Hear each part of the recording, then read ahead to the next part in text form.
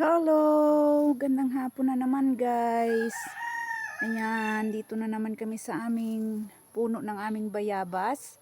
Ayan, mangunguha na naman kami. Mag-harvest na naman kami ng mga hinog. Ayun doon, no, kinain na nga ng ng ibon. At ayan, marami na naman hinog guys, itong aming mga bayabas. Kaya ha-harvestin na naman namin. Kahapon nag-harvest kami. Pero ayan, may mga hinog na naman. O halos araw-araw na ay may mga na-harvest kaming mga hinog. Ayan, ang aming native bayabas lang ito. Pero katamtaman lang naman yung mga laki nila. Hindi tulad ng mga hybrid namin na malalaki talaga.